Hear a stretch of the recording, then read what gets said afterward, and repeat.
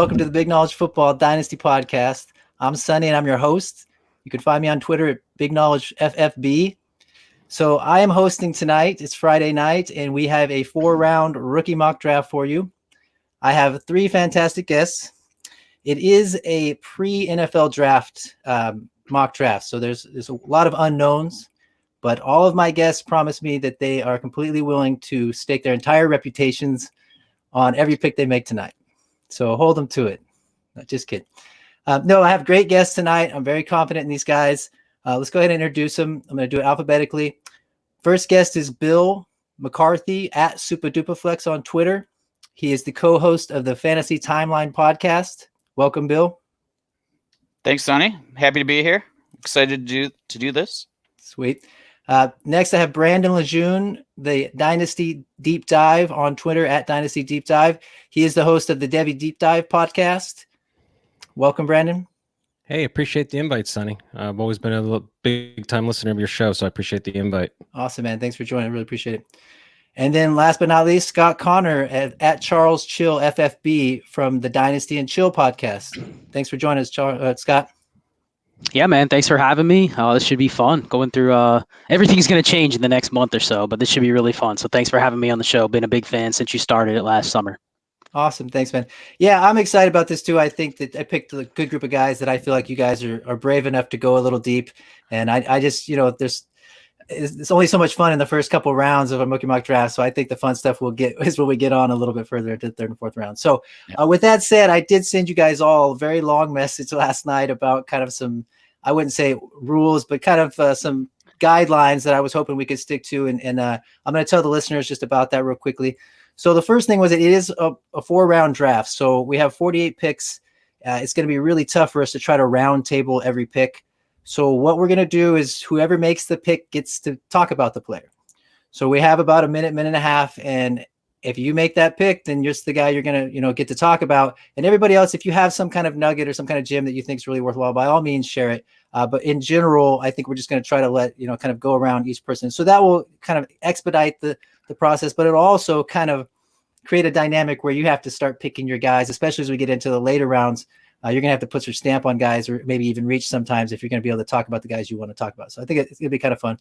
And the other dynamic is I really feel like a majority of the listeners already are very familiar with the first 18 to 20 players, that we're going to be talking about. So I think it's, instead of just kind of giving when we make our pick and then give a scouting report on the player we pick, I think it's more useful to the listeners to either give kind of a synopsis of your process at that spot and what you're thinking, and then make a pick, or make a pick and then give a synopsis of your process, but focus it more, especially for this first 2 rounds, on what you're thinking. If you're in the 4th round, the 4th spot, or you're the 8th spot, 6th spot, whatever it is, and you're thinking, okay, this is how I feel at this spot. And I might do this, I might have done that. Don't worry about saying a name of another player that's not been taken yet. We all have our own list. So you can talk about it as if you're approaching the situation, at that spot, and what will you be thinking? What other options are there if you want to move back, move forward? So I think it'll be more valuable to our listeners if we really focus on the process,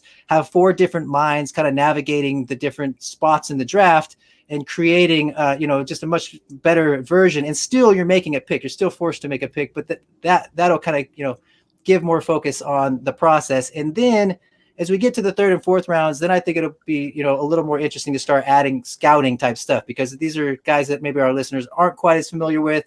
We can get into some of our gems, or our guys that are kind of our guys. And so then we can explain a little more and still kind of talk strategy or process, but make, give a little bit of balance to the both. So that is my goal. I think it'll make the podcast just a little more smooth in the sense that we can go through it quicker and we can kind of give more useful information to the listeners.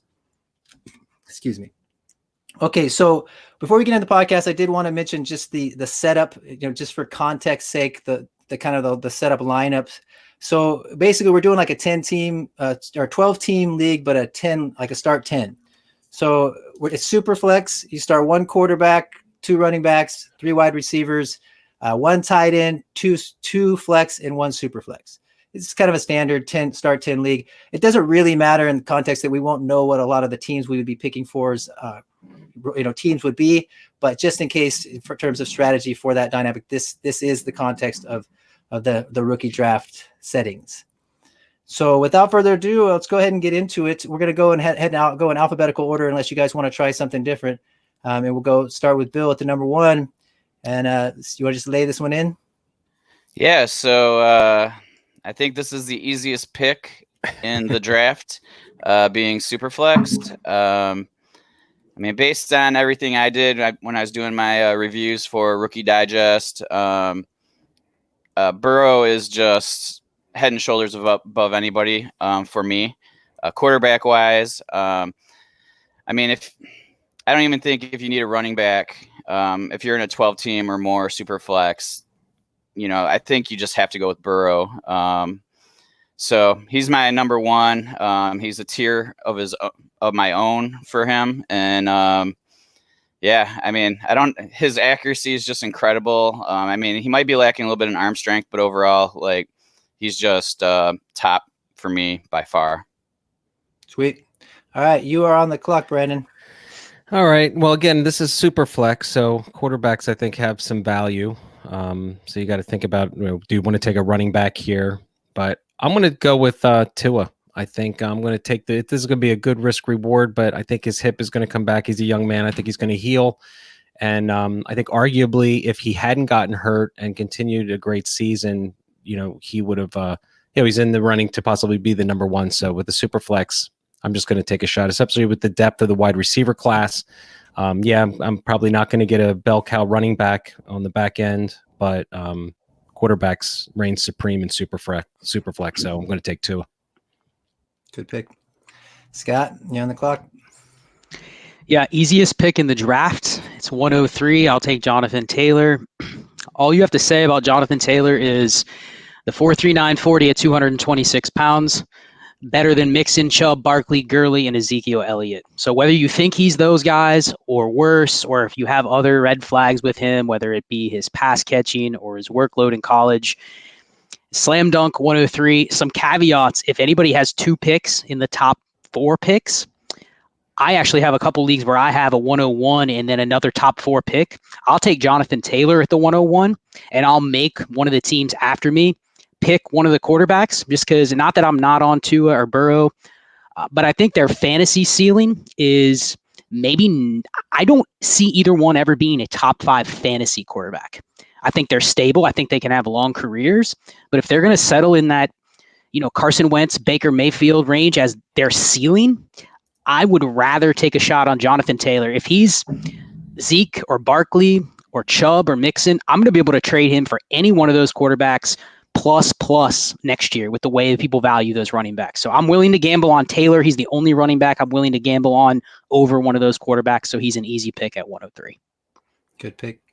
So yes, I'm in the 1-4. I had a little chance to think about this because I did set this up, but I really think the 4 is a great spot to be in, because I was kind of hoping maybe 2 would fall to me. That if I was a quarterback, needy team, this would be a situation where I would not consider taking Herbert at this point. He's just too, even if he gets drafted in the top 10, I think you could trade this pick for a top tier quarterback. If there's somebody who's really, because Taylor is gone, and if there's somebody who really covets either Swift or, one of these other running backs, then I think that this is a point where you could trade it for a quarterback like Dak or a top level quarterback. This is your opportunity if you need quarterbacks.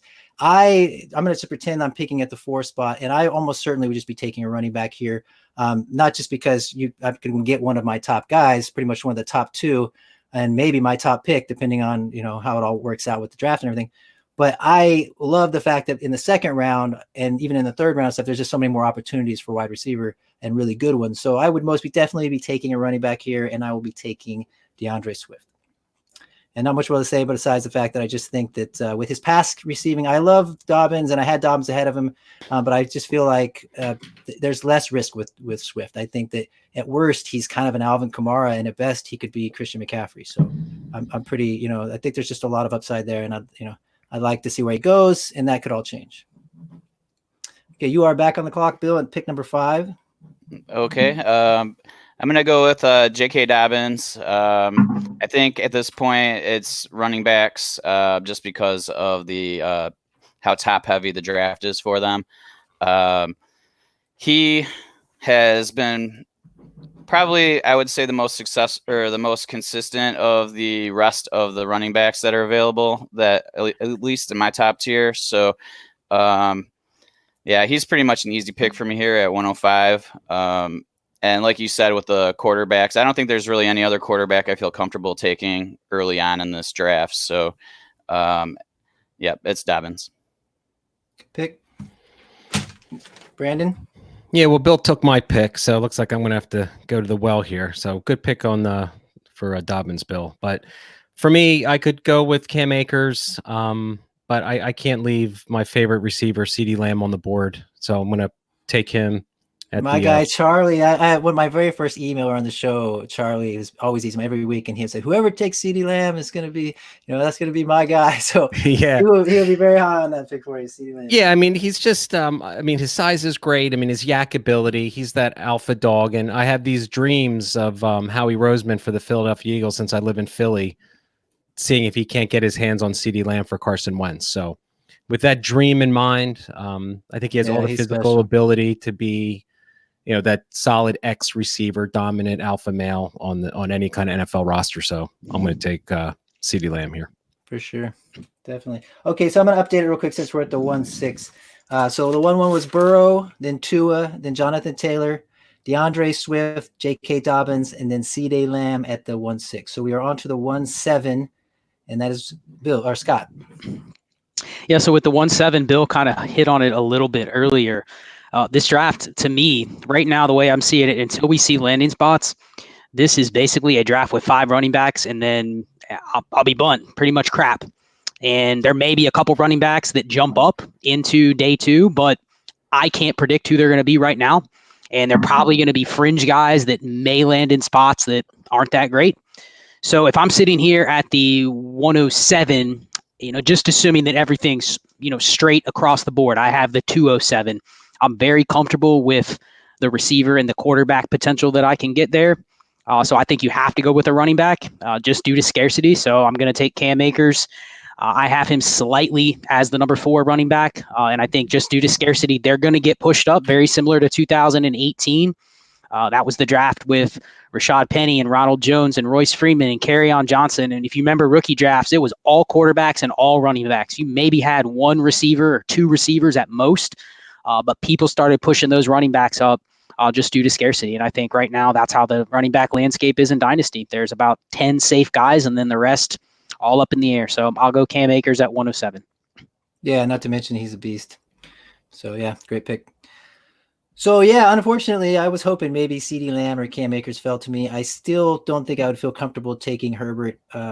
At this point, I don't know that I could trade this pick for a quarterback. So if Herbert goes to a spot where I really feel like he's getting the opportunity to start right away, then maybe it's a draft him and try to trade him for a prospect.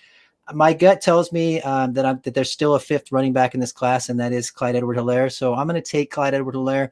I know there's some complaints about him, but not only did I think his 40 time not reflect his explosiveness, his ability to break tackles, his ability to catch and run routes, and the whole be a dynamic player in the modern NFL.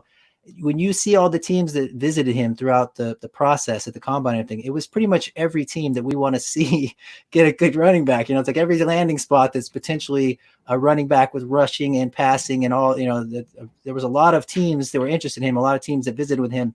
And there were a lot of teams that, would be a good landing spot in my opinion. So I kind of agree with you the same way. There's a lot of wide receivers I like. There's guys that in a way I think would have better careers. But at this point, if we're looking at the second round, we're looking at kind of in a vacuum. If you're trying to improve your entire team through a draft, then you're probably going to want to take a piece of everything. You don't want to just get too many of one position. And there's 5 or I think maybe 6 to 7 and possibly 8 to 9 legitimate running backs as the draft continues on. But they're all, like Scott said, I kind of agree. There's some flyers, there's some question marks. But yeah, Clyde Edwards-Helaire is definitely one that I think is at least in this, I'm going to get 4 or 5 years and very, very high floor and not too much risk. So you're back to you, Bill. Okay. So yeah, that was the end of a tier for me. So if I had the 109, I would probably have tried to move up. But I don't feel bad taking Jerry Jeudy here. He's been around for the last 3 years, just producing, all 3 years. And so I feel real comfortable taking him here to get like somebody who's kind of been, for a lot of people, the number one wide receiver, getting him 9th overall. I'm really happy with that. It's a good pick. Yeah. I mean, the whole first round is basically a good pick. It's just a matter of, we'll find out a little bit more, but I have a feeling that none of us are going to fail our first round draft picks very, very much here. It's all pretty solid. Yeah. Okay. So with this pick, I think I'm going to go with Justin Jefferson. I think he's going to be a fantastic slot receiver in the NFL. He can create space. You can play outside, but he's a great size and great contested catcher. And his production this year was just off the charts. So, I mean, he's probably a valid first round draft pick. Maybe he'll fall into the second. So I'm going to take AJ Dillon right now. Just I don't think is an option. Like you said, Bill, the tier kind of fell off here. So I'm going to take a guy with, I think, a pretty high ceiling in the NFL, Justin Jefferson. I love him. All right. Who is next? That would be Scott.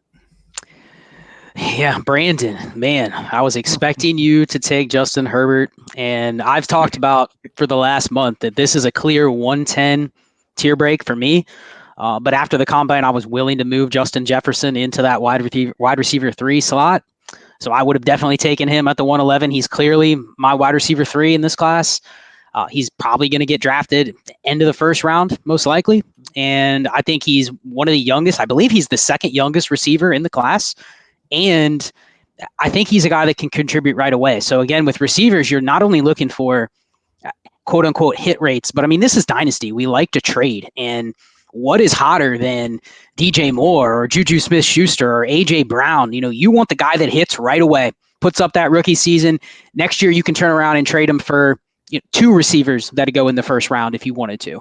So I like guys like that with that type of profile. I don't want somebody necessarily that I have to wait on, but like you said with Justin Jefferson, I mean, I see Keenan Allen, Tyler Boyd type comps with him. I don't think he ever has like an elite ceiling, like top 8 receiver in Dynasty, but clearly could settle in, as a wide receiver 2 pretty comfortably for a long time. So I'll stop talking about Justin Jefferson, but you sniped me.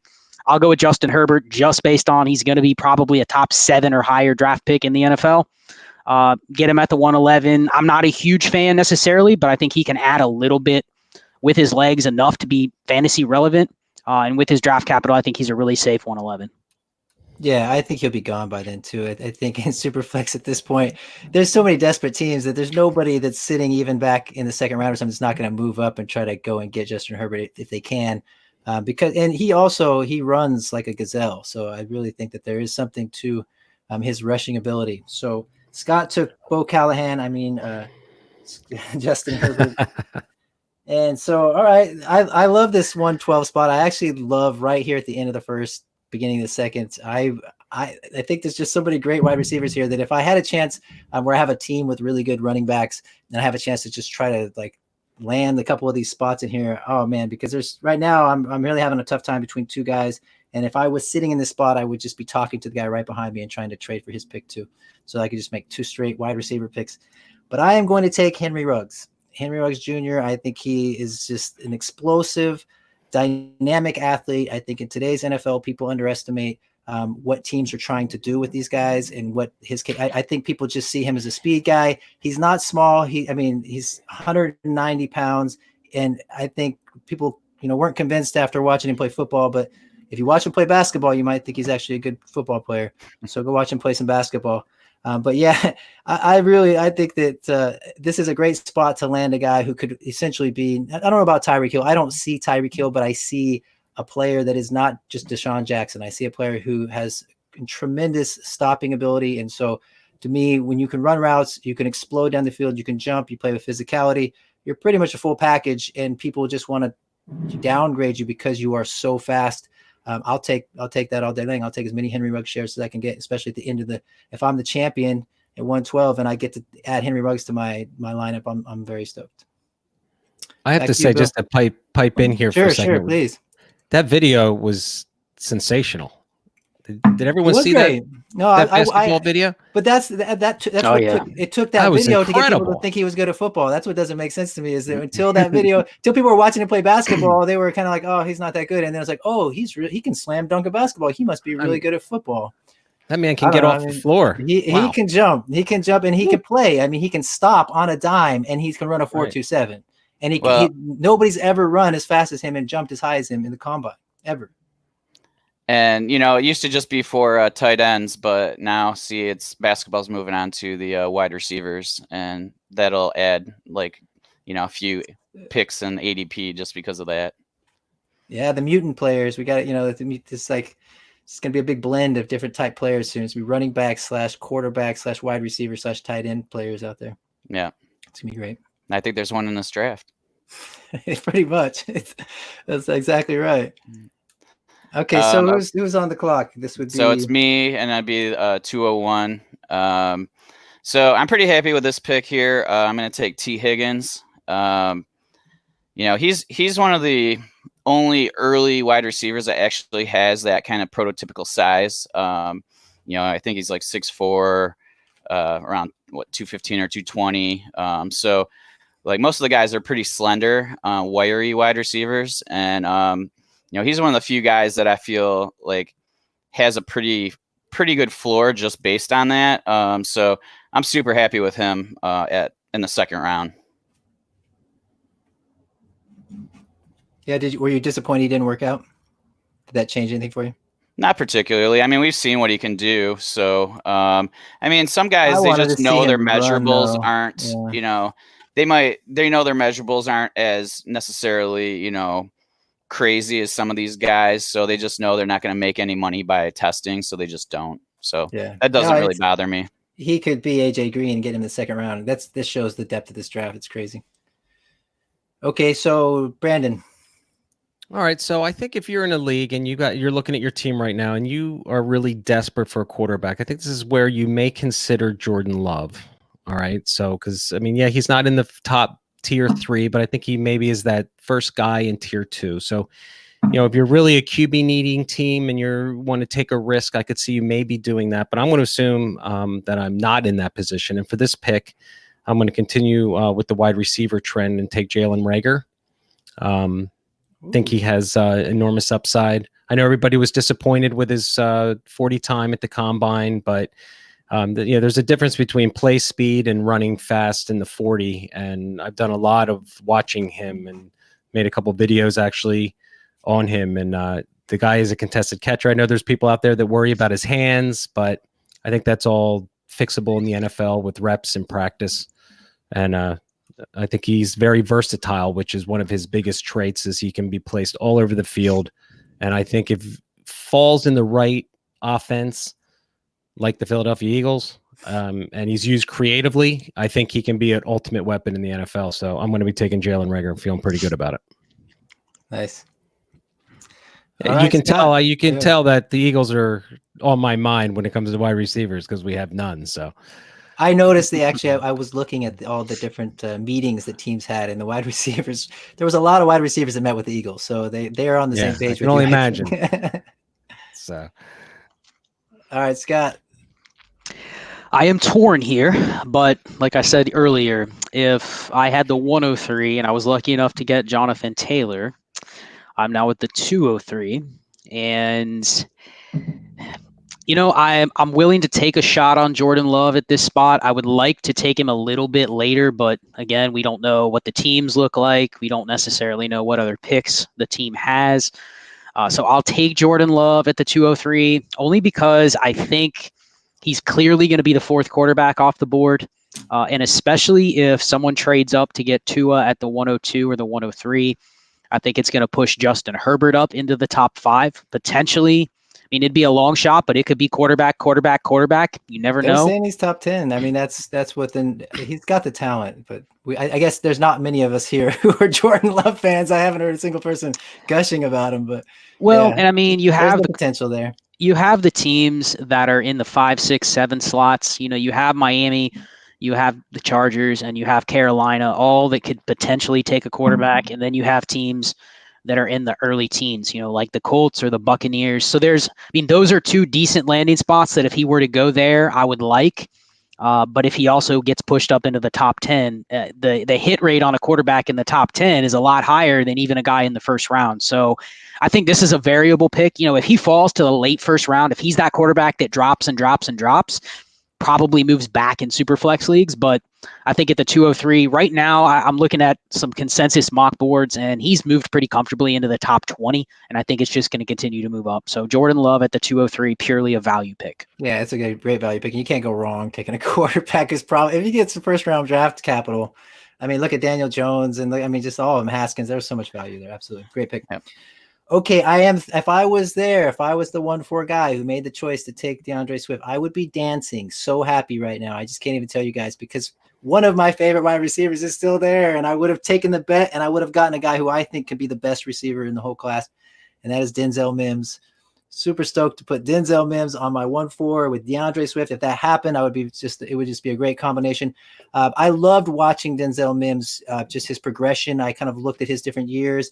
He is kind of a year older than most other prospects, but that literally is the only thing. That's the only downside to the guy. Everything else, he's almost a perfect prospect. I mean, he's a little tall. He's a slim. He's 207, but he doesn't look skinny to me. He looks strong. He plays strong.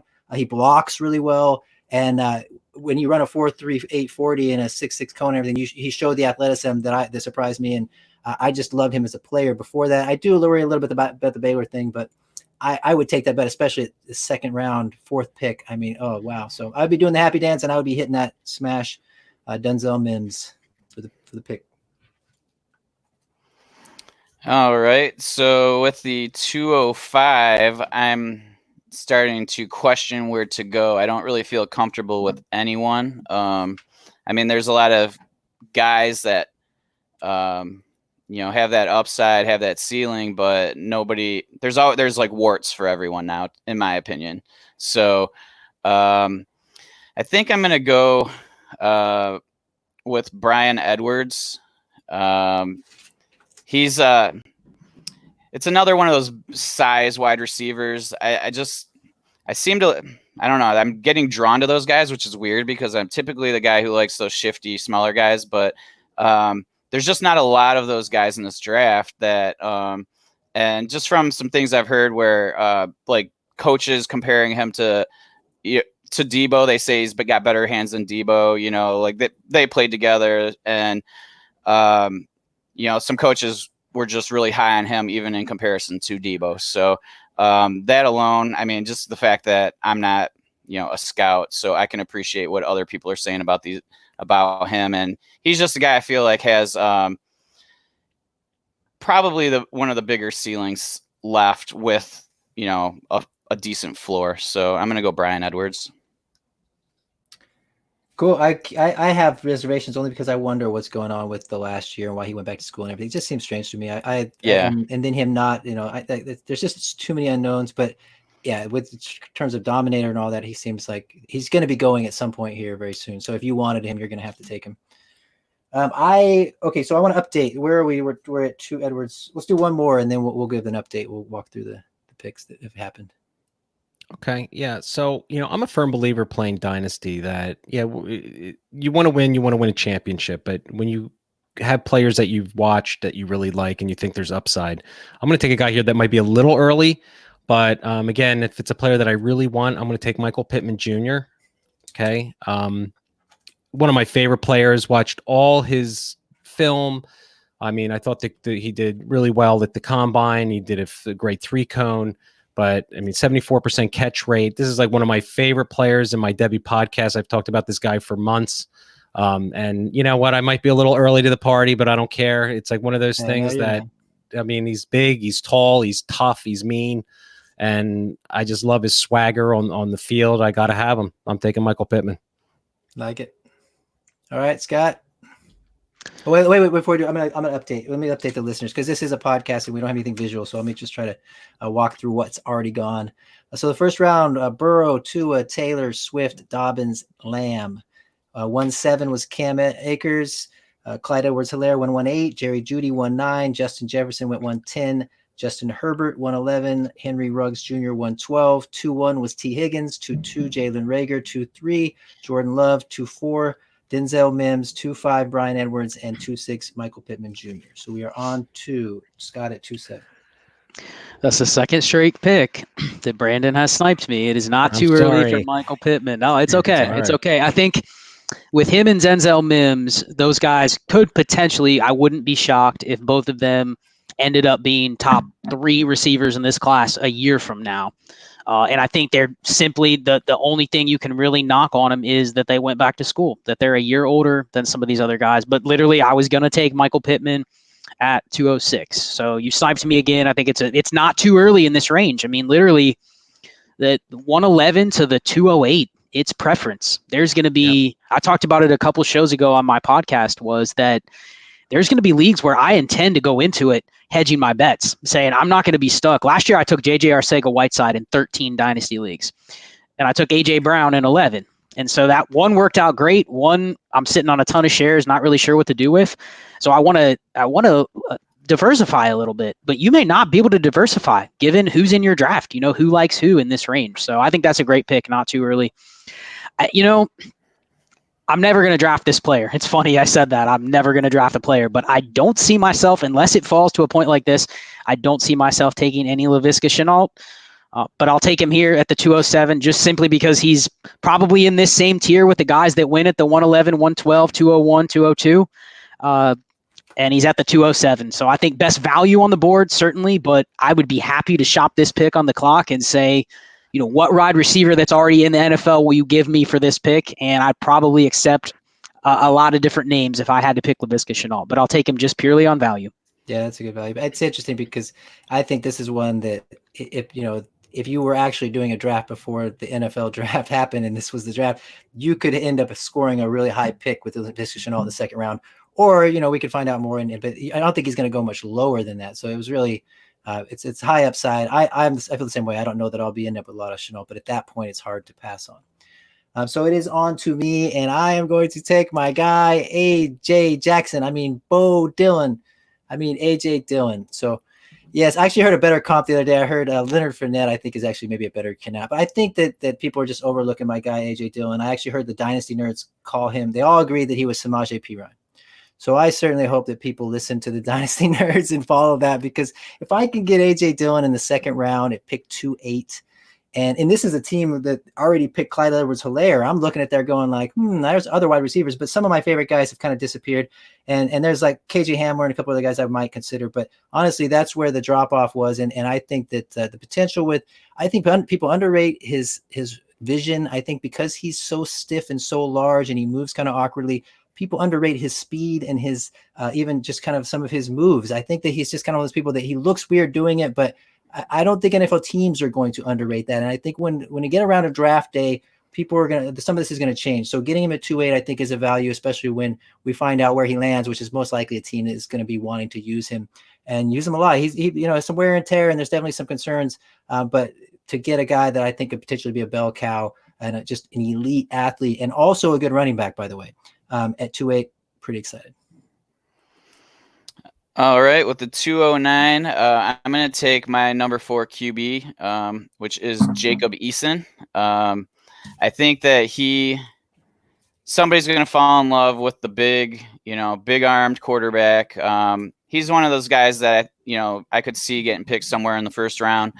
And if I can get him mid to late second in a super flex, I am very happy with that. So he's another one of those guys, kind of like the Jordan Love pick, where just getting a quarterback that's drafted in the first round in the second round of a super flex draft is, that's easy money. Good pick. All right, I guess it's up to me. Hey, Scott, I wanted to ask you something. So when I heard you were going to be a guest on this podcast, I went and listened to one of your podcasts, and you made a statement that you're in 45 leagues. Man, that was probably a couple weeks ago too. I think it's grown. Scott, in the last. Scott does FFPC, so he's at 60. Too, so Scott won a lot of FFPC. Scott's a maniac. Dynasty, yeah. Probably I'd say about a little over 45, maybe 47 at this point. But yeah, man. How do you do that? Here's what I'll say. This will be a 20-second PSA. Once you're in like 10, the marginal effort it takes to be in 20 is you have to know your stuff so inside and out. I mean, you have to know. I know every depth chart, every skill player on every team, so I know what I'm looking for when I look at a waiver wire. So it's not a lot of work, especially in the season. You're just setting lineups, responding to trades, really. The work is during the off season when it's like, okay, what do I do with this roster? I don't have time to scour every single other team's roster to see what they need, propose trades. So that's the downfall. But honestly, once you're in a certain amount, taking on another one or two more or 12 more isn't that much. Completely maximize your knowledge, maximize the output of your knowledge. But at the same time, I think I'm at 20 and I feel like it gets to a point where you do miss out on a lot of opportunities. I wish I could make better trades and more trades in my leagues. I just don't have time. And but it's understandable. I get it. I have friends who do baseball. That's what kills me is baseball leagues and stuff. I don't understand it. Football, at least it's all on one day. Set your lineups. Very simple. All right. So all right. Yeah, so I want to take I'm going to take a Sean Vaughn here. I think great value here, middle of the second round. I think Vanderbilt didn't play very well, but I think he's a versatile back. He rushed over 1,000 yards. Vanderbilt just didn't have a good team this year, but he still produced. Caught 29 balls out of the backfield, so he's versatile. I think he's got some decent vision, and I think he's really the last before the tier I think really drops off in running back. And if you were a running back needy team, I think he, it's going to be a committee guy. He's not going to be a bell cow, but I think he could add some value given what's left. So I'm going to take a Sean Vaughn if I really need a running back here. All right. Pick. Scott, it's on you. Yeah, so this is another tough spot where really, these type of picks are going to be, there's receivers available, no doubt. But I also think there's still 12 receivers in the draft that I like. And now I'm really just trying to take value. What can I maybe flip to a team that needs X, Y, and Z? So I'm debating taking another quarterback here, but I'm not confident enough on the other two quarterbacks that I think are going to have day 2 or better draft capital. And at least one of them I know is basically universally hated in Dynasty already, and he hasn't even been drafted onto a team. So I don't want to go there because I've heard multiple people say, well, I'm not taking that guy ever. I don't ever want him. So we'll see what happens with him. We'll see where he gets. You can say his name. Yeah, go ahead. Say it. We don't care. It's Jake Fromm, and like I said, we don't have to. We all have our own list. You don't have to hide any names. We can say whatever we want about the upcoming players. Again, it depends on who's in your league. If you're in a league with 11 other people like me or like us, he's just going to go down and down and down. At some point, one of us will pull this. Exactly. So, I don't want to do that here just because I don't know the context of the team. So I'm just going to stick with, I guess you would say, true to my board and true to NFL draft capital at skill players position. So I will take Brandon Ayuk. Thank you. He is. So I definitely think he has more warts than some of the other receivers that have gone off the board. I think this is probably around the range that he should go. But, the thing that still hangs me up on him is you look at some of the consensus mock drafts, and he is 6th or 7th receiver off the board. And I don't think he's ever going to get to that point in Dynasty. So, if you can get him here, if you're getting a guy, right now I looked just before this show. Consensus mock draft database, their consensus mocks updated today has Brandon Ayuk going at the 203. Wow. So, if he's a top 35 pick, he's probably going to be a really good value. So I'll take Brandon Ayuk here just simply because I think he's going to have higher draft capital than probably 4 or 5 receivers off the board at this point. Totally, especially if you're getting this value before the NFL draft and it's bound to jump. It's just weird. I totally agree with you. I was looking at the team visits, and Brandon Ayuk is visiting like everywhere. Brandon Ayuk is visiting all kinds of teams. I feel the same way. I have concerns about him. I'm just not in love with the player, but you got to kind of admit that everybody seems to have interest. He has the kick return and the punt return skills. And, I almost see like maybe a Deontay Johnson sometimes where he's not that fast, but his change of direction could be good enough. So I like that pick. I'm almost glad in a way that you took him. I find that this is what will happen in my draft is that I'll be sitting there and then somebody takes Brandon Ayuk and I'm right next. I'm like, yes, because I'm going to take Zach Moss. And so I'm the guy at 112. I'm sitting there taking Henry Ruggs, getting my upside wide receiver. And then I'm going to take Zach Moss at the 212 because everybody said, oh, the 4.65 40, the guy's not fast. Well, Zach Moss is a football player. I think that in a way, he probably is a better fantasy player than AJ Dillon is, but I just love AJ Dillon and feel like that maybe the freakish upside might turn out to be more powerful in trade negotiations and things, just because he's going to be that rare quantity that's just so special. But with Zach Moss, he's not going to be the rare quantity. Nobody's going to be all that thrilled about him, but he's just going to produce. Again, another guy who's got a lot of visits, a lot of attention from NFL teams. Just like Brandon Jacobs last year, I think some of these teams were probably happy that he didn't test so well, because now they're going to get a steal on a guy. A lot of these teams checking him out are mid-round teams, and mid-round teams looking for a value on a running back, Zach Moss. So plug and play at 212 running back. We're talking about how hard it is to get running backs. Zach Moss is like my number 7. He's one of the guys that I think is definitely going to make an impact, and possibly right away. And like you were saying, Scott, then I can trade him, possibly move him as a value piece, because I don't know necessarily the longevity of the career if he's not going to have to share time at some point. So yes, 212 with Zach Moss. Anybody else? Right. Anything? No. So with the 301, this is trying to figure out which way to go here. And there is quarterbacks. I'm very quarterback centric when it comes to these super flex drafts. But I think I'm going to take Antonio Gibson. I don't know what position he's going to have, but I think it's going to be running back. And I think when you look at his measurables, they're freakish for running backs. And so I think I'm pretty happy taking him at this moment. And Scott seems to be a little upset with that decision. Running back 6 just has to get the designation. That's it. Yeah. It's got he'd be much better as a running back in terms of fantasy. If they stick him at wide receiver, it's just like, but I don't think it'll happen either. I mean, that's kind of like what Pollard was last year, right? Like they used him a lot as a receiver, and then but he ends up being a running back. So I think that's what we're going to see totally with Gibson. Excellent pick, Bill. It's funny you mentioned that too. I'm doing a draft right now, an actual rookie draft that we have right after the combine is when it is every year. And it's a start one running back league. So strategically, that's going to push some running backs out because there's just not as much scarcity. Everyone only has to have one. But Antonio Gibson went ahead of a lot of these guys that we're talking about from the receiver position. So I thought that was interesting. I was planning on getting him around later than he went. Name. That's the Matt Kelly effect. I talk about on my podcast the influencers, and sometimes I'll be sitting there listening to Matt Kelly, and I'll be like, okay, this is a guy that I'm targeting, and then as soon as I hear him talk about somebody, I'm like, oh man, you just totally blew that guy up.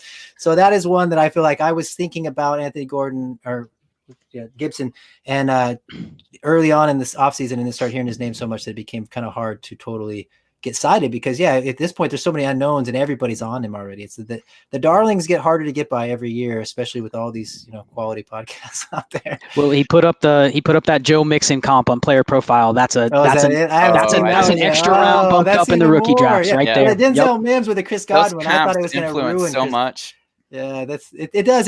People can't get it out of their mind, and that's like as soon as I saw Denzel Mims got comped to Chris Godwin, it was just like, oh no, no. Why are you guys doing that? Because Chris Godwin couldn't be a hotter name to stick on a guy. Come on, why you give him somebody else? So yeah, that's just the way it is. That's part of our job now as dynasty players is navigating all of this stuff. The meta part.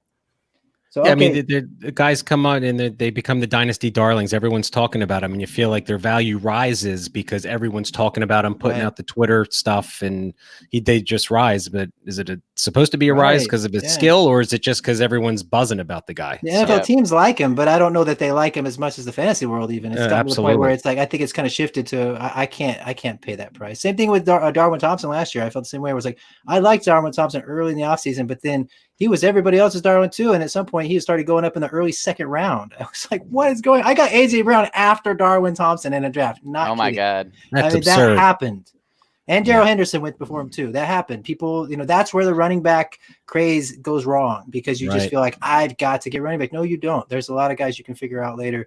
So anyway, that's just my opinion. But yeah, there's that. That was shocking to me, but it happened. Okay, who's 3-2? That would be Brandon. Me, and this is an easy pick for me. I'm going with Devin Duvernay.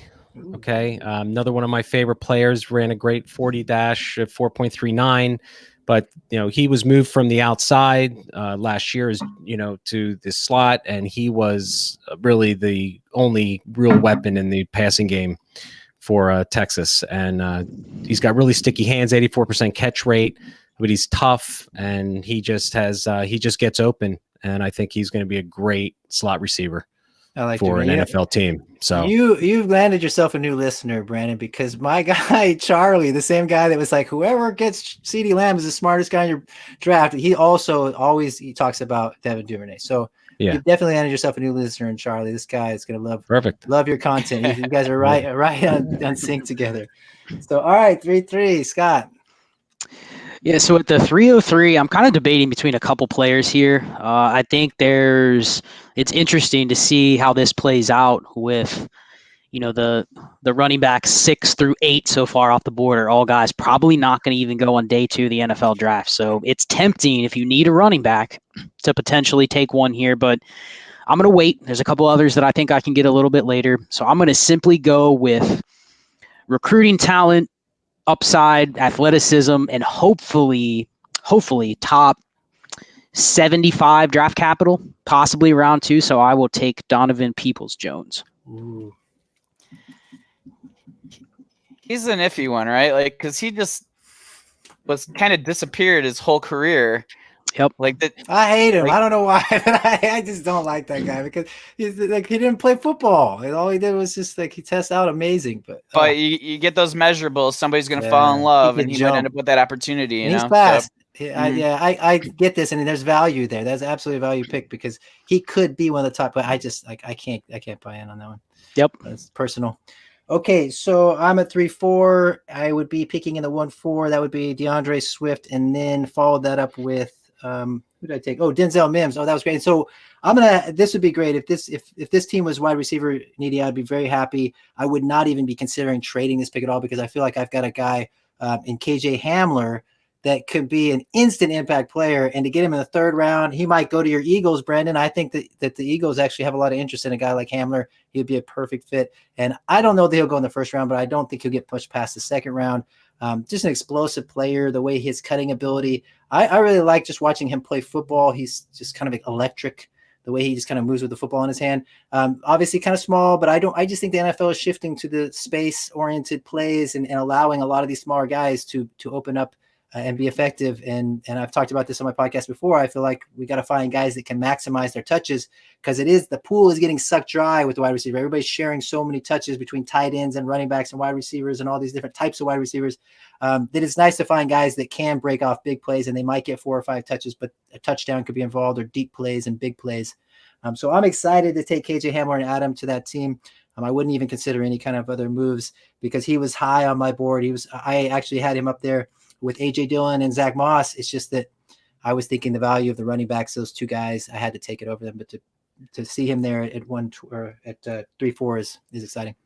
It should be an interesting pick. Just one quick comment. Sure. I was one of the probably I'm part of the Dynasty Draft Room crowd. We do a lot of chatting and stuff, and they're all big KJ Hamler fans. And I was the oddball out saying that I felt like he should have stayed in school one more year. I know the NFL money's great, and but I don't know. I felt like if he stayed for another year in college, I think it would have been beneficial. I wonder, oftentimes I just wonder that's why I kind of believe in some of these guys is I feel like a lot of times we're not getting the message that they're getting from the NFL teams. And if they're getting the message from the NFL teams that it's time to come out, then they come out. It's the same thing I feel about A.J. Dillon. It's like everyone's just a poo-poo on him, but I just get the feeling that there's a lot of teams telling him, come out, we got a use for you. Don't spend another year and wear out your body. Same thing with Hamler. He's not a big guy. They already know what he can do. He's very polished in his route running. So it wouldn't surprise me. That's just a guess of mine. But I always am wondering what happens when those guys come out early or whatever. That it's rare. I think it's a rare guy that would get bad feedback and then just decide he's going to come out. I think that's why Brian Edwards and guys like Elijah Lipscomb and other players that are deep players, they decided to go back to school because they got the feedback that it wasn't going to happen, get high enough draft capital to make it worth their while. They might as well, hone their craft a little bit, enjoy college or something. So, but I agree with you. I understand what you're saying. We are on to Scott. Nope, we're on Bill at 305, I believe. Yep, 305. So at 305, I feel good about taking the quarterback that has a little bit of wheels, poor man's Lamar Jackson without passing ability. So like it's just one of those ones, roll the dice and hope he hits a situation where, somebody can utilize him. He may end up just being a gadget guy, kind of like a Taysom Hill type guy. But in the middle of the third round to get a quarterback in a super flex in the situation, I mean, it's worth the roll of the dice for me. You didn't say his name. Go ahead, say his name. Jalen Hurts. Good pick. Yeah, that's an excellent. That's great value. You just stole him from me. That's a great pick. I mean, I really like that pick, especially in the middle of the third round. I mean, yeah. What do you guys think of his draft capital? Where do you think he lands? Or where in the, I mean, do you think someone does he? I think he'll go in the first four. I don't think he'll go past the third round, fourth round at the latest, because I just think that this current NFL, he's a great backup at worst. There's a number of teams that have players that are rushing type quarterbacks that could get injured any time, and you bring Jalen Hurts in, you pay him what you're paying a third or fourth round pick to be a solid leader, all the things that he brings to the team, and be a solid backup. And the guy can play. He doesn't have the best, so I'm buying in. I do think that this is about right where you'd want to get him, because there's a chance that he's just a backup and backup permanently. But yeah, we'll see. It's going to be interesting. He is one that's definitely interesting to see where he lands up. If somebody actually is going to try to make him a starter, or if they're going to, just put him as a backup. But even as a backup, he's got value to the NFL teams at least. Yeah, I would agree. Yeah, my thought was the compensatory picks, like late third, is kind of my guess is where he's going to get taken. Definitely. Okay. So it is my selection here, and there's a running back that I'm considering, but I feel like when you're at this stage in the draft, you have a better upside of getting a wide receiver. If you're going to go for a second, third tier player, go with a receiver who has a better chance of actually getting on the field and producing. And I'm going to go with another favorite of mine, watching pretty much every game he's played, was Isaiah Hodgins. So a guy that, didn't blaze the 40 at the combine. Everyone questioned his measurables, but this kid's got hands, played all receiving positions, and just made some unbelievable catches, over 1,000 yards, 13 TDs. And, again, like I said, I think, did you guys see that quote by Arians, what he said about the draft? No. About the speed of No, are you talking about the combine? The combine, yeah. No, I'd love to hear this, because it was so bizarre that everyone was running at 9:00 at night. I mean, that is really strange that everybody. He had this play thing that he's gotten burned many times, about 40 time at the combine, that there's play speed and then there's straight line. I did hear that. Right. And I don't have the quote in front of me, but it was fantastic. And he's like, don't let the 40 time darlings, guys that are faster on the field are the guys that I'm going to draft. And I think that this is a kid that kind of falls into that category. Yeah, he's not the fastest kid, but he's 6'4", 209. He just gets open, great hands, and I'm going to take the upside pick, and he has a better chance of getting on the field, I think, than any of the running backs that are left over. Yeah, I agree with you. Every year there's tons of guys who run fast 40s that aren't even relevant on the NFL field. So you have to run fast and play football well. That's right. Scott, let me update real quick. It's been a while since we've kind of updated. I think the last time we updated was all the way at like 2-6. So let's run through from the second round to where we are. The 2-1 was T. Higgins, 2-2 Jalen Reagor, 2-3 Jordan Love, 2-4 Denzel Mims, 2-5 Brian Edwards, 2-6 Michael Pittman, 2-7 Laviska Shenault, 2-8 AJ Dillon, 2-9 Jacob Eason, 2-10 Keyshawn Vaughn, 2-11 Brandon Ayuk, 2-12 Zach Moss, 3-1 Antonio Gibson, 3-2 Devin Duvernay, 3-3 Donovan Peoples-Jones, 3-4 KJ Hamler, 3-5 Jalen Hurts, and 3-6 Isaiah Hodgins. And we are on to 3-7 with Scott. Yeah, so we talked about it a little earlier. I don't think Jake Fromm will even drop this far in most Superflex drafts. I mean, regardless of what you think about him, he's still going to go in the probably the top half of the second round. I mean, he's still going to be a day 2 pick, most likely a second round pick at the very, very lowest. So I'm not going to take him. We already talked about him. I'm going to pass just to throw out another little nugget. And I'll tell you why. Exactly. You can't even plug your nose and do it. You just can't. Not even plugging your nose. Come on, Scott. Try. Well, okay. So here's the argument, though. Like I said earlier, nobody likes Jake Fromm. So unless he lands in a spot where it's a clear path to playing time, nobody's going to want him. So I'm not going to, even if I get him at the 307, the odds I'm going to be able to turn around and trade him for even a 2021 second rounder is low. I just think he's going to be one of those players that there's going to be 6 other owners in my league that just believe he stinks. They don't want him. They would just pass on him regardless of where he went to. So I'm going to go the opposite with this pick and pick a player that I think is one of the hardest to peg in terms of where he's going to go in the NFL draft. But I'm going to take him just because if we were doing this really before the NFL draft, there is going to be 2 or 3 people in my league that are going to fall over backwards to give me a 2020 or 2021 second for this player. I know where you're going. So I will take Tyler Johnson. Oh, that's not the last one. I thought you were going Chase Claypool. Nope. Tyler Johnson. I like Tyler Johnson. There are Tyler Johnson truthers in every league, and my only fear with him is, he ends up being one of those guys like another Kelvin Harmon or another Equanimous St. Brown, where he's just a Debbie Darling for years and falls to a point where you're not paying anything. Right. Point. So it doesn't, at this point, I think it's worth the risk. I actually think that that's about where he should go. And then at that point, it could be a huge payoff because he is a good football player. Some drafts still have him going in the second round. I don't see it.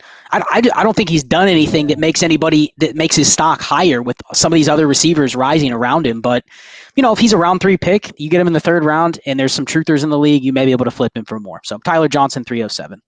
Good pick. Okay, so I'm kind of torn on this one, honestly. I thought I would be at the point where I'd be getting already to my darlings, and this is the first of my darlings. But there's another one that I kind of like too. That's not even on my darlings. I actually have him rated higher, but it's just time to take my darling because I don't want anybody to steal him. And that is Lynn Bowden out of Kentucky, the quarterback / wide receiver. This is my guy. I love this guy. I have him on my Debbie team. And he's literally the toughest football player I've ever seen. He's 185 pounds, but he is tougher than everybody on the field with him. And I just, when he went to the bowl, basically what happened with this guy, if people don't know, he was a wide receiver to start the season. And by the time a couple games went through, the coach just realized, like, this is not working. Our quarterback's not good. Our situation's not good. You're the best player on our team. Let's just have you play quarterback. We'll have you do everything. You can run the ball. You can throw the ball. You could just basically take the ball and do whatever you can do with it. And he did. And he got him to a bowl game. And then in the bowl game, and I was telling Bill on his podcast about this, that he actually, an hour before the bowl game, they were talking smack, and he punched a defensive lineman in the face. Didn't get suspended for the game because it was an hour before the game. So he does have some character things, but he has a child. He came from a tough environment in Youngstown, Ohio. Aren't you from Ohio, Scott? So he came from Youngstown, Ohio. He came from a tough environment. So I think that this guy, he seems to have held it all together, but he's just a gritty, tough football player. He went on to win the MVP of that bowl game after having this whole debacle. He just dominated the game. He's always up for it. He's the kind of guy that not only does he talk the talk, but he walks the walk. He's tough. And I just see so much potential for him to be a great wide receiver in the slot or a playmaker in the current NFL that, there could be a chance that he doesn't fit or he doesn't have a home as a player, but I'll take that bet. I think that he showed a lot of leadership and a lot of just team kind of guy, being a kind of guy that was willing to screw his draft capital by not even playing the position that he's going to go into the NFL playing and just do a team thing and play quarterback and carry his team and play in bowl games when he knew he didn't really need to. A lot of things that I was really impressed with. He's just a gamer. He's a great teammate, and I'm excited to have Lynn Bowden on my football team. I see you shaking your head, Scott. Love it. Yeah, man, that's painful that I took Tyler Johnson over Lynn Bowden. I thought I would get him later.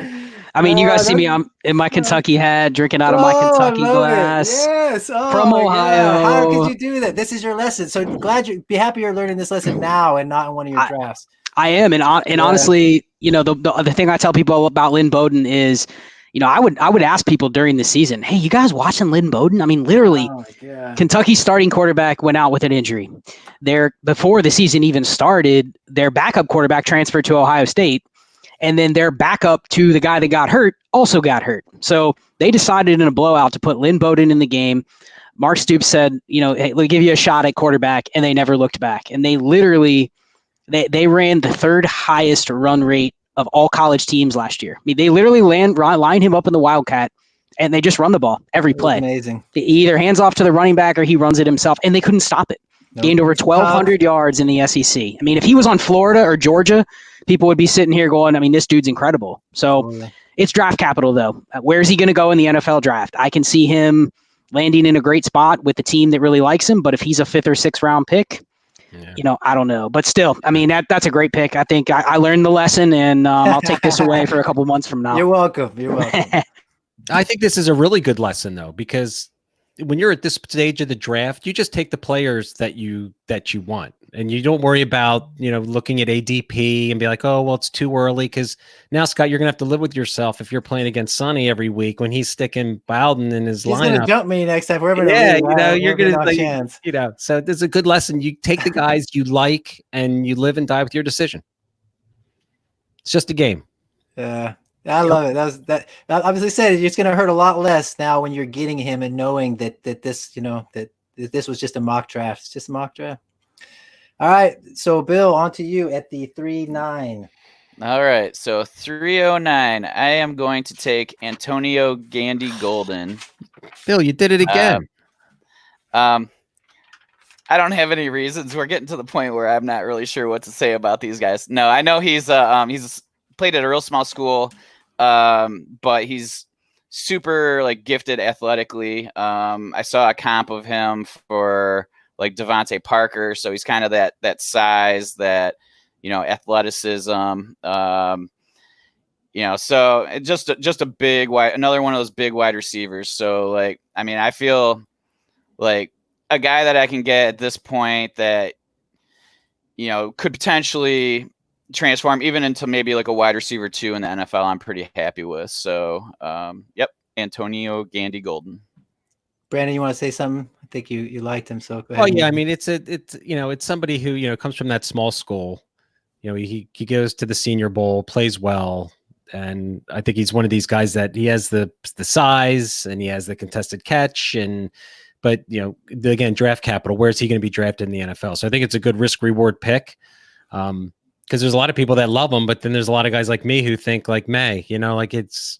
nothing going to be great, but I had him on my Devy really last year and I dropped him. And so I might be a little biased against him because I'm still defending dropping him and then watching somebody else pick him up. And then, but I don't see him jump as high as it's sometimes I wonder how it's his vertical. He doesn't get off the ground. He is physical and he shows certain, and he's actually, what I really like about him is he plays multiple sports. He's like a martial artist. I really like players who have a background of a lot of different sports. It usually shows a versatility and just an all around athletic ability that translates well, in my opinion. But yeah, it's interesting. That's one of those ones, high upside, and you're talking late 3rd round. I don't think we can go wrong with any. I think that's what's the biggest lesson here is. That's why we want 3rd and 4th round picks in this year's class, because there are going to be guys we haven't even talked about. A number of guys I'm looking on the sheet that are possibly going to be high draft picks. I mean, there was Mel Kiper saying 25 guys or something, the top 6. It was something ridiculous that everyone keeps mentioning, that there's so many wide receivers going to be going in those first 3 rounds, and not to mention the running backs. And we haven't even named a single tight end yet, by the way. A single tight end, and this is tight end premium. But that shows you though what everybody feels about the tight ends right now. That's where I'm going. That's exactly where I'm headed. So I think this is a great point, Sonny. So there's still some running backs that we haven't, that Anthony McFarland's out there, Benjamin, guys I think that I'm not going to take a shot with, because I don't think they have any kind of real fantasy asset value. I mean, they could be a role player, a combine guy, but I'm always a true believer when it comes to the tight end position. I love to kind of hoard the tight ends in some leagues, because I feel like if you can, a lot of them are dart throws, yes, but if you can get that guy like George Kittle, that was a 5th round draft pick that probably wasn't a top 2 or round guy. A lot of people are talking about this tight end class, that it's not great. So, I mean, Cole Kmet right now is at the top of everyone's list. And I'm torn right now because I'm going to take a tight end here. But there's another guy that I like that I think I'm going to get maybe the next round. So I'm going to get sucked into the number 1 ranked Cole Kmet, and I'm going to get my other tight end when it comes back down to me. But I'll take him. I'm going to take the number 1 consensus guy and just take him. So you're that confident? Huh? You're just sure nobody's got your guy on the radar? Right? No, I don't think so. I've done a lot of work on this kid. I think I'm going to get him. I like it. All right, Scott. Yeah, well, Brandon mentioned one of the players that's on my radar. Don't do it. And so I'm going to kind of take this from a different angle. I've been championing the do not take any running backs in this class after the top 5, just because I think you're always chasing value compared to what else is on the board at quarterback and at receiver. But I'm going to take a shot here just because I think he mentioned both the guys that are on my radar, and a couple reasons. One, I think they both have a chance to be drafted in the 5th round or higher. Now, it might take a specific team, but looking at some mock draft boards, I think they both have a chance to be drafted in the 5th round or higher. But I'm going to break the tie, and I am going to take Eno Benjamin. And my argument for Eno Benjamin is simply going to be this. Draft capital, if he's drafted in the first 5 rounds, and then also his age. He is the 2nd youngest running back in the class. He's only younger than Cam Akers. So I think if you look at just some historical comps, I tracked all the running backs that have been drafted in the last 10 years that were not fullbacks or H-backs or players that move positions. And there were only 5 of them that were under the age of 21 on draft day that got picked after the 4th round. So a lot of times the younger guys move up the board. So he would even be an outlier. If he falls to round 6, he would be an outlier. A lot of guys that young don't fall that far just based on their age. So now I'm just going to simply go there. I think he's probably going to be one of those guys. The best example of this, the kind of the crown jewel, is Aaron Jones. Of people saying this is a guy that's not going to earn playing time year 1. If you look at the hit rates on guys that are like 5th round picks, a lot of them don't actually earn the trust of their team until the 2nd year. So I'm going to bank on that. Another reason I drafted Travis Homer in a ton of leagues because of the same thing. Last year, he was a 6th round pick. He was under the age of 21 on draft day. What happened? He got on the field. Now, whether he gets replaced or pushed back this year, who knows? But I'll take Eno Benjamin for the same reason, and we'll see where he lands. But I think at this point, this is where I'll take a shot at a running back. So that's Eno great. Benjamin. That's great value. I don't think Eno Benjamin will be there at 311 in any draft that any of us are in, because there's always somebody. You're talking about the Brian Edwards. There's always somebody who loves a Tyler Johnson or Brian Edwards or an Eno Benjamin for some reason. I don't know if it's because of the Devy world or just because. And I like, he would have been my pick. So you sniped me. I was a little disappointed Brandon mentioned him, but like I said, that I was the one who said that. You can mention guys. We all have our list. It's not like he wasn't on your radar. So you got me. Good pick. I am going to go ahead and close and plug my nose on this one. I'm going to take the guy. I'm going to do it at the end of the 3rd round. I just think that this is one of those things where in a super flex league, there's something to be said about a guy who's probably going to be a starter, probably at least going to have that path, and someone's going to give him a shot. And he has that kind of at least baseline floor of a starter type quarterback for you. So I'm going to plug my nose and take Jake Fromm. Don't love it. Don't feel like it's, any kind of exciting pick for me. But at this point, I think the last pick in the 3rd round to get a guy that I think the NFL teams, for some reason, because of his leadership and, just kind of, he does, like I said, he has some supporters. He has some people that like him. Especially in the current NFL with, in current fantasy dynamic, when you're talking about rushing and all those things, it's pretty hard to get excited about him, but there is a floor, and we're in the end of the 3rd round. So I'll take some Jake Fromm. Yeah. I mean, taking a quarterback that's going to be probably a top 3-4 round guy, I think, maybe not, but I mean, that's pretty easy at this point in time. So I missed somebody on my list. Oh, okay. So I think I'm going to go with one of the combine darlings now, Chase Claypool. It's just at this point, I'm trying to grab upside and guys that maybe, if they hit, he's not probably somebody I'm going to want to hold onto my roster, but if he pops like his rookie year or even into the 2nd year, that's somebody I can move for a profit. At this point in time, that's kind of what I'm looking for. I don't think I'm going to get many, long-term contributors at this point, but kind of riding the hype wave a little bit and, hoping he pops so I can make a profit. Good pick. All right, for my pick, I'm going to go with another one of my favorite players. He was very productive this year, and it's KJ Hill, wide receiver of Ohio State. Again, a guy that didn't blaze at the combine, but just was open all over the field, and I think he's got great hands, great route runner, and Fields leaned on him big time this year. And again, we're all throwing darts right here, and I just feel from his production on the field this year, I think I'm going to go with KJ Hill. That's a good pick. I think that that's the kind of dart that it's definitely going to hit the board. You may not, you're probably not going to get the bullseye on that dart throw, but you're going to definitely hit the board with that because he is just a quality football player. And yeah, like you said, I think that this is why it's great to do this, is because we're starting to throw out the names and then we kind of have to let it all settle out and kind of move them all around. But we need to get those names and see where they're landing and kind of where everybody's valuing. And this is great. And all these different minds and all these different ways. And this is why I'm so excited to have you guys on and do a real mock draft with real dynasty minds. It's great. So, okay, on to Scott. It's the 4-3, and then I'll update us here in a minute and get us kind of almost caught up. Yes, with the 4-3, I'm kind of just going to stick with the same process that I did before when I took Benjamin. I'll take Anthony McFarland. I definitely don't like him as much as Benjamin, but I do think that there's some encouraging signs with him. He does have if you just look at, if you're a believer in running backs and just looking at their BMI, he's one that actually stands out. He's shorter, but he does have a good BMI if you look at that compared to other players at his size. I think what's going to hurt him is he's going to be drafted in that range where a team is not going to plan for him to be a guy that they give a ton of touches to early. But unlike Benjamin, in college, I think he's also going to be pigeonholed as a player that even if there is all the attrition around him, whatever backfield he goes to, he's never going to be seen in the light of somebody that can carry that load. He didn't do it in college.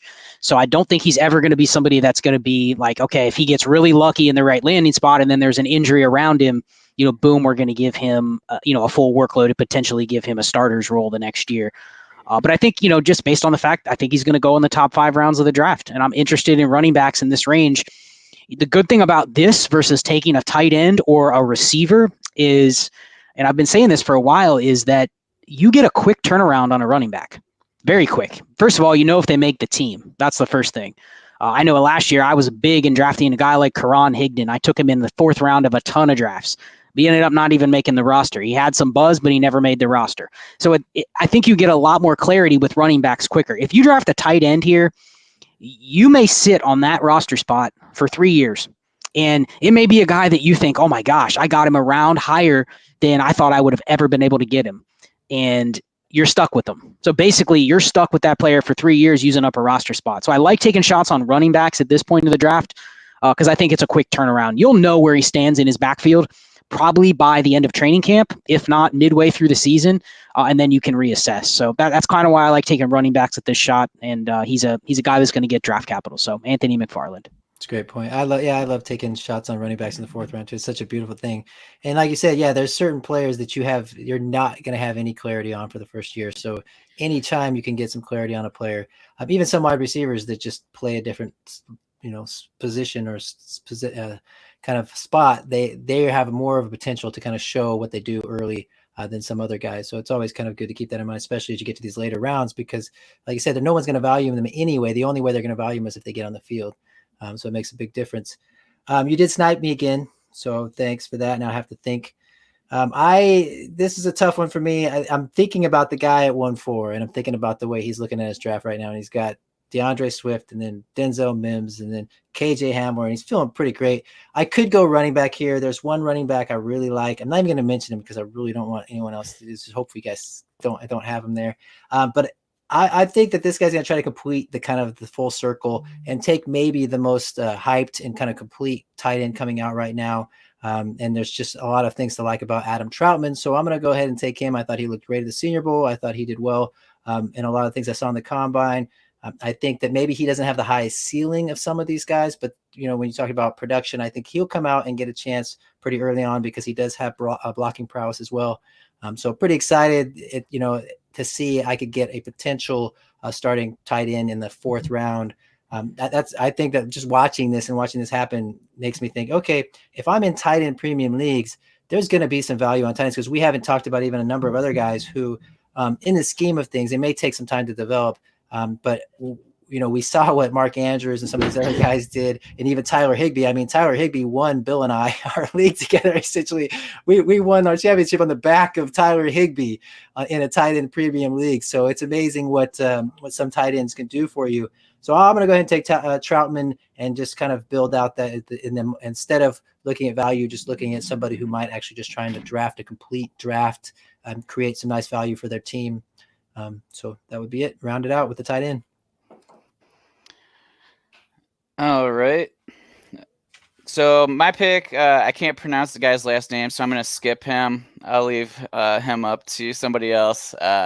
So I'm going to go with a running back, Darrington Evans from Appalachian State. Okay. I know that's who you were going to look at. So, he has a really good speed score. His got some good burst. He had pretty impressive broad jump. So those are a couple things, and he's got decent size. I mean, he's a little skinny, but it's at this point in time, again, same thing Scott said with the running backs, that's a guy that can potentially hit earlier than, anybody else that's kind of listed. So that's my guy. Yeah, that's a good pick. That was the guy. That was my guy. So thanks, Bill. All right, Brandon, it's on you. All right. So for me, I don't really feel like there's a lot of value left in running backs. So I'm going to go. You said this was a tight end premium league? Yes. Okay. So I'm going to take my favorite tight end of the draft, Harrison Bryant. He was the Mackey Award winner. Again, I did a lot of video work on this guy, over 1,000 yards for a tight end, over 15 yards average. And if you've ever seen his highlights just against the Ohio State game, great contested catcher. I think most of the tight ends in this class aren't really going to be lined up on the end of the line. They're going to be more out flex, the move tight end that the NFL likes. And this guy, he was lined up in the Z receiver a lot this season. So they just play him all over the field. And 6'5", 240. Didn't test great at the combine, but again, I just like what I see on film. So I'm pretty happy if it's a tight end at this point in the draft in the last round. I'm going to hopefully maybe get a diamond in the rough in the tight end and take Harrison Bryant. Yeah, I completely agree with you. He did underwhelm with the combine, but the tape, he looks like a beast. He could be a great football player. Another one of these tight ends, you talk about George Kittle and stuff. There's a lot of tight ends that can go late, and it's hard to predict how long it takes for him to develop. Okay, let me update it again. We're kind of gone through some picks, so let's go to the third round and to where we are. So 3-1 was Antonio Gibson, 3-2 Devin Duvernay, 3-3 Donovan Peoples-Jones, 3-4 KJ Hamler, 3-5 Jalen Hurts, 3-6 Isaiah Hodgins, 3-7 Tyler Johnson, 3-8 Len Bowden, 3-9 Antonio Golden-Gandy, 3-10 Cole Kmet, 3-11 Eno Benjamin, 3-12 Jake Fromm, 4-1 Chase Claypool, 4-2 KJ Hill, 4-3 Anthony McFarland, 4-4 Adam Troutman, 4-5 Darrington Evans, 4-6 Harrison Bryant, and we are on to 4-7. 407, not to beat a dead horse, but I'm going to go with the same argument that I've been going with the last couple picks. And, I'm a little concerned with this guy's draft capital. I was seeing him mocked in the 4th or 5th round before the combine. And now I'm not sure where he's going to go, but I'm willing to take a shot just based on his profile. And the fact that he actually went from being a 0 in the passing game to catching 40 balls last year, did play at a high level of competition. So I'm going to take LaMichael Pirine. He's got, you look at his profile, and if you didn't know anything about his career or you never watched him play, you probably think that his profile should go a little bit higher. You're telling me a guy that just turned 22, caught 40 passes in his senior year of college. That's one of my biggest concerns, senior year of college and running back. I don't like to hear that. And I usually like to hear junior year and they're coming into the NFL. But he's still on the young side for being a senior. And again, if he's drafted on 4th or 5th round of the NFL draft, because I think the NFL may kind of do what dynasty owners are doing. They realize that there's not a lot of running backs after the top 5, so they're going to get their guys. So if they see a role for a player, I can see them taking him. So I'll take LaMichael Pirine. The downside is being a Kentucky fan, I've watched a lot of LaMichael Pirine, and I honestly always wondered, why this guy was ever a big-time Devy name. He was someone that's always drafted in Devy drafts way higher than I ever thought. Watching him play, I never feared him, when we were playing Florida. So I'll take him here just with the same argument as the other running backs. I get a quick turnaround on him, and we'll see where he lands. Nice. Okay, I'm gonna make my pick. My laptop battery is dying, so I'm gonna have to run and grab the plug real quick. So I'm gonna make my pick and then let you guys take over for a second. I'm gonna take Javon Leake. I think that I was very underwhelmed by his combine. I was expecting to be explosive. He really wasn't. But I just kind of assumed that not all running backs necessarily need to be explosive to be playmakers. He is shown a lot of potential in the return game. He's shown potential in the passing games. I see him kind of like a Tony Pollard, and to get a player kind of like a Tony Pollard here in the 4-8 pick with a guy who could end up being on a spot where people just want to use a playmaker like that, that would be a pretty good pick for me, pretty good value in terms of everything else that I'm looking at. So on to you, Bill. I'm going to run and see if I can get this thing charged up real quick. Okay. So I'm running pretty low on my list here. So the only thing I have now is I'm going to go with Quintez Cephas, the wide receiver from Wisconsin. Main reason is during the interview portion during the combine, when they talked to what's his name, the DB from OSU, Agba, is that his last name? The DB? Okubo, yeah. Jeff Okuda. Okuda, thank you. And he said that he was the most difficult wide receiver he covered. And so, I mean, that alone makes me, I could trust him more than me. So I'll go with Cephas. Hey, he was a beast in that Big Ten championship game. Ohio State couldn't cover him. Okuda couldn't cover him. Solid pick. Sonny's back. Sonny's back. Just any time I saw this red thing in my wife's laptop I'm using, I was like, wait a minute, it's running out of battery. It's about to die. Got it plugged in just in time. So what happened? Update me. I took Cephas, the wide receiver. All right. Cephas, yeah, I know who he is. Okay, and we are on to Brandon at the 411. No, Yeah, 410. 411. I think I'm going to stick with the 410. tight end. It's assuming, this player picking at this position, hasn't selected a tight end yet. Given it's a tight end premium league, I don't see, why you wouldn't take a shot with one of these tight ends to have him turn out to be something. So I'm going to go with Hunter Bryant from Washington, another move tight end, who just, again, not great combine numbers, but just really was a great tight end throughout the year. And again, used all over and really sticky hands. Has good route running, not really elite speed, but again, has that play speed where he just gets open in the field. And I think at this point, they're all shots in the dark. So I'm going to go with Hunter Bryant. Yeah, I mean, you're getting ridiculous value. I think this is interesting. I just want to make it stop, just talk about this, that the fact that we've seen a little run on the tight ends, even though it's been just Brandon basically taking them all. But anyways, I think we'll see that if you get to the point where we're in a fourth round with a tight end premium league and no tight ends have gone, we could very well see this. And I think every one of those picks is super high value at that point. Getting a fourth round pick on one of these best tight ends in this class, even if the class is somewhat underwhelming, I think it's just, you're hogging all the tight ends, man. Sorry. That's where I see the value right now. Yeah, to be honest with you. Great pick. Great pick. Really, any running back taken after the 6th or 7th round, like Scott was saying, the likelihood of them getting on the field. But again, if you take a shot with a tight end who might, get on the field, you might have to wait, Scott. I understand that argument, but at the same time, they could pan out later on. No, that's a great point. I mean, I guess it just depends on, this class. Normally I'd take that argument in prior classes. I'm just not all that impressed with this class. And I think there's a ton of, and we didn't really talk about trades necessarily, but I think there's a ton of tight ends out there right now on the market that are just vastly undervalued. Somebody like Eric Ebron, you can acquire for a late 3rd round pick. Even worse. You could probably get him for a 4th. Nobody likes him. Yeah, I mean, but that's a player that he's not even just turning 27 years old, just entering his prime. And he is, historically, if you track what he's done at his age, he's a top 10 tight end in the history of the NFL, and people hate him. So, there's just a lot of buy lows out there. David Njoku you can get for a 2nd round pick, and I'll gamble on that over any tight end. 3 tight ends in this class. I'd rather have one of him versus 3. So, but what 2nd round pick would you have given up? That's my question. Because I look at that 2nd round, there's a lot of guys that I won't give up. True. Right now, no way.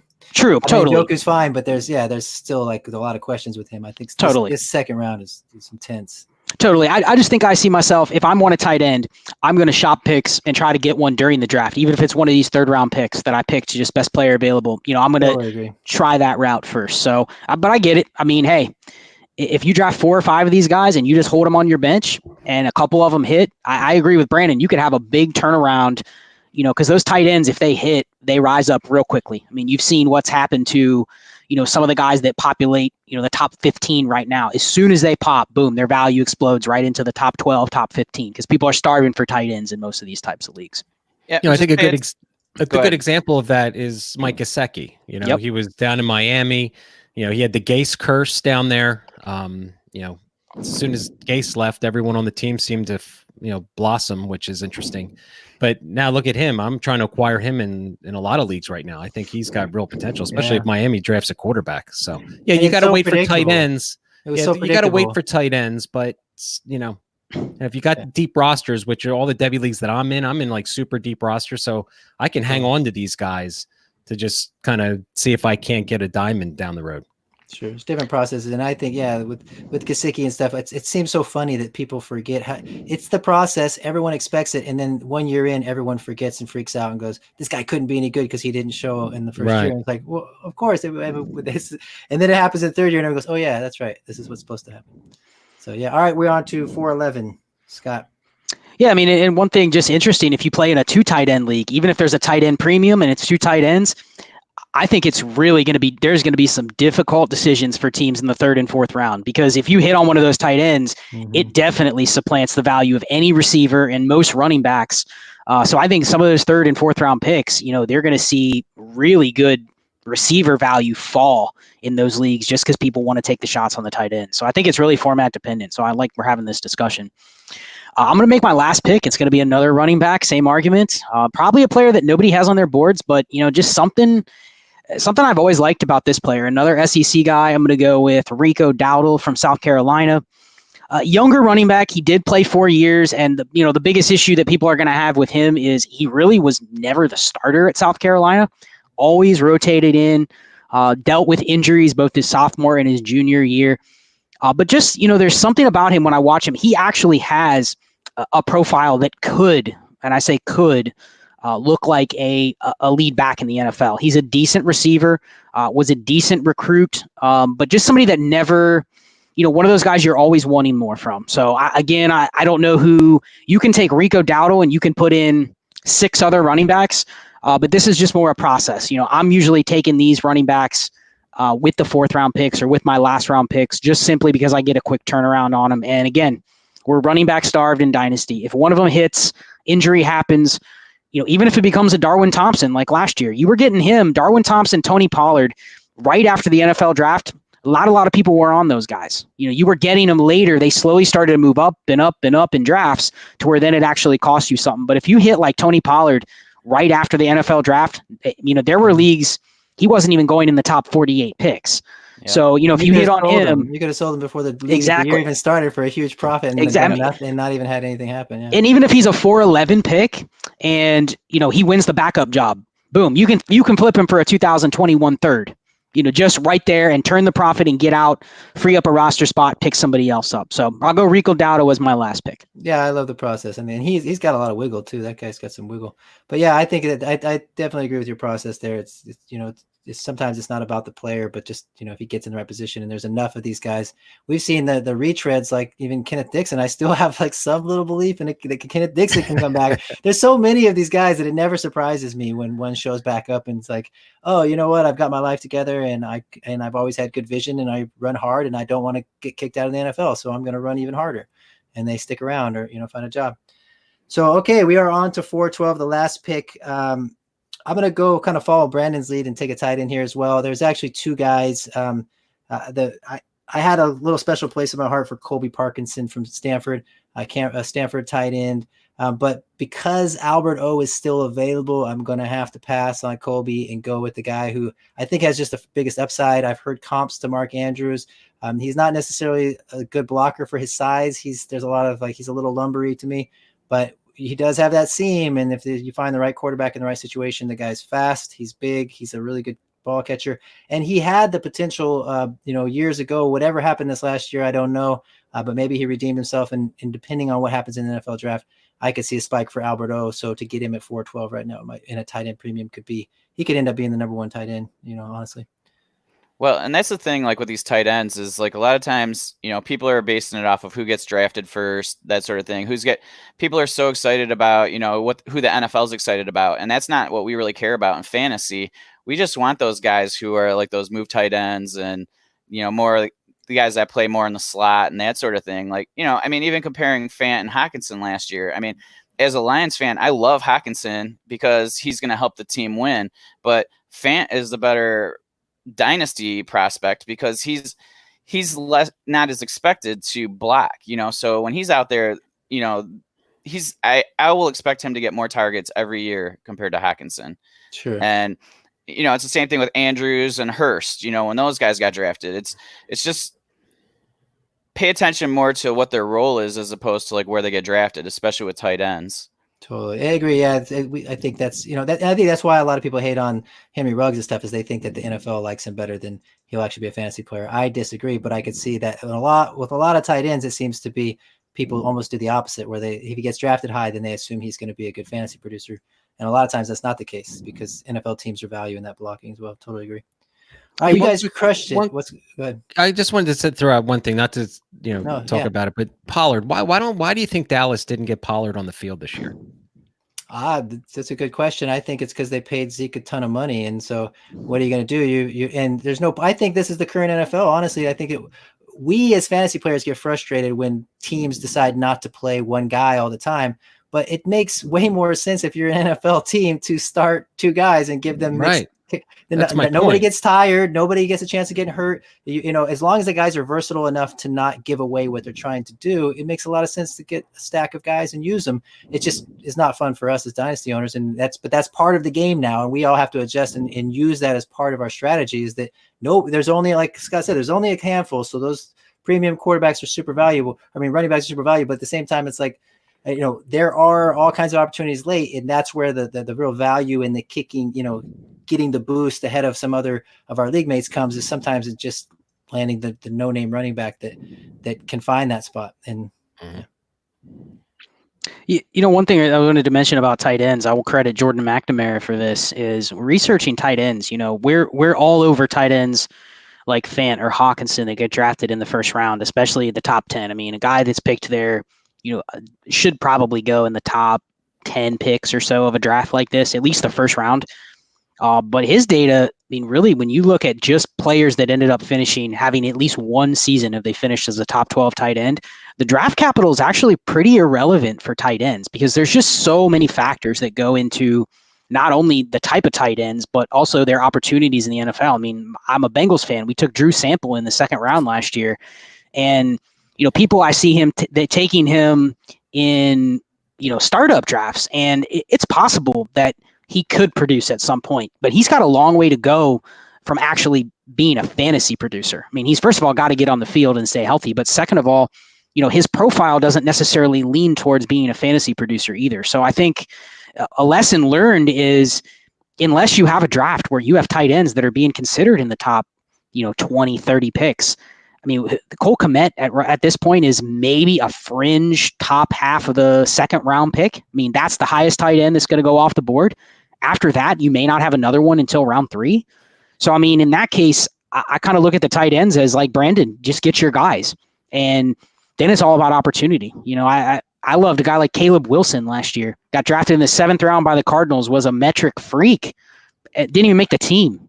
But then ended up with the Redskins, and now they've cleared out their entire tight end room, and I'm picking up Caleb Wilson in Dynasty because, he has a profile, and now he could get opportunity, and that's it. It doesn't matter where he was drafted. There's plenty of tight ends, 3rd, 4th, 5th round picks that may never get the opportunity that he could get next year. So just something to think about. Yeah, I agree. I had that in my last podcast. I talked about it's almost like baseball players where they come out of the minor leagues and you have very few. You can't just make assumptions based on their draft capital. You have to just kind of let their career progress. And some guys will be later picks and they'll progress better, and some guys will be early picks and they won't figure it out. And yeah, tight end is not one that it's easy to predict. I think it's just, you see it in the way the NFL teams treat the tight ends, that they put them on their team and they start them. It's like you're going to the office. You're starting at the very bottom, son. Work your way up. It's not like very rare tight end gets put on the team. It's like, here you go. Here you're in the starting role. Most of the time, it's like, you get put on our team and you start at the bottom and show us what you can do and learn all the different things that we know you probably don't already know, and you're going to have to learn to get up to speed at the pro level. So yeah, this is a cool. I really thought this was a cool fourth round. How we killed the tight ends all of a sudden, became a tight end, and it is tight end premium. That's why I want to add it, because this year there might not have been any tight ends drafted if we didn't make it tight end premium. That's how irrelevant they could be. So you guys crushed it. Thank you so much. Before we check out, maybe you guys want to share something to tell people where they can find you, find your content. We'll go back in alphabetical order. Bill, you want to tell everybody where they can find you? Yeah, on Twitter, I'm at SupaDupaflex. I am the co-host of Fantasy Timeline with Josh Valentine. He's at Real Fantasy TL. Pretty much what we do is we just talk about current goings on Twitter, and it's more of a fun conversation thing, and nothing too deep, but I am also starting a new podcast where it's more of an interview, where I'm going to have a guest every week called the Super Flexperts, and we're just going to talk a lot more about theory and that sort of thing. So so that's pretty much it. And I really appreciate having me on, Sonny. I always have fun talking to you. You're my guy, Bill. Like I said, I've just told you guys before, if it wasn't for Bill, I don't have a very big Twitter following. If it wasn't for Bill, I'd have zero Twitter following, because he's basically my hype man on Twitter. I've just kind of always done podcasting. That's right. That's my guy. Boy, yeah, boy. So, all right. Yeah. On to Brandon. Yeah. Hey, thanks, Sonny, again for having me on. Yeah, I can be reached on Twitter at Dynasty Deep Dive. I write articles for the Dynasty Happy Hour for Tyler. I'm also a writer and a Big 12 analyst over at the Dynasty Draft Room with Matt and Zach. We have a great rookie guide coming out that I've probably spent 50, 60 hours on over the last 2 months, that if you follow Matt Hicks on Twitter, don't have his handle in front of me. I'm part of that whole process. That'll be coming out, so you can go to that website. And then I do a weekly podcast, Debbie Deep Dive. I love it. I love watching college football. I've been playing fantasy and dynasty leagues for over 20 years. And I just love to dive deep. I watch a lot of film. I have a YouTube channel at Debbie Deep Dive where I make cut up films on different players. And really, I'm working on films right now for Journey Brown and Rashad Bateman. And so while everyone's kind of talking about the 2020 class right now, I'm kind of already focused on 2021, getting ready for the upcoming college season. So you can check out my podcast. And thanks again, Sonny, for having me on. It's been great. Love it, man. No, thank you so much for showing up. And Scott, tell us where you can find you, your content. Yeah, man. Thanks for having us on. This was a really good exercise to go through and just kind of get 4 different minds and 4 different approaches. So I think this will make for a great podcast. You can find me at Charles Chill FFB on Twitter. I'm a writer for Dynasty League Football. My podcast, Dynasty and Chill, is basically exactly that. I chill. I talk about whatever's on my mind. I'll interview people. Sometimes I'll just randomly fire up an episode and talk about, something that's on my mind that I want to share out there. So Dynasty and Chill. And then also, that I love Dynasty, but where I kind of really stay afloat is in playing in high stakes FFPC. So I actually just started a new podcast called Chasing the Helmet with my FFPC high stakes partner, Jay Reed. That is Chasing the Helmet on all podcast platforms, and it's at Chase the Helmet on Twitter. So if anybody hasn't played FFPC, I'm not really, they'll kill me for saying this, but I'm not really a huge FFPC Dynasty fan because it's so shallow and it really kind of takes away from the true word of Dynasty. You have to cut so many players at the end of the year, but it's great for redraft. It's top of the line service, a really great platform. I'd recommend it to anybody that really wants to jump into, a fairly high stakes league for redraft. So I'll check that out. And Sonny, thanks for having us, man. Of course. Yeah. Thanks, you guys all. And so one last thing I just want to say, if you guys are watching on YouTube or watch this on YouTube, please subscribe, give it a thumbs up, all that stuff. And if you are listening on iTunes or Spotify, please subscribe. Ratings and reviews are always appreciated. Most importantly, thank you all for listening, and we will talk to you soon. Take care.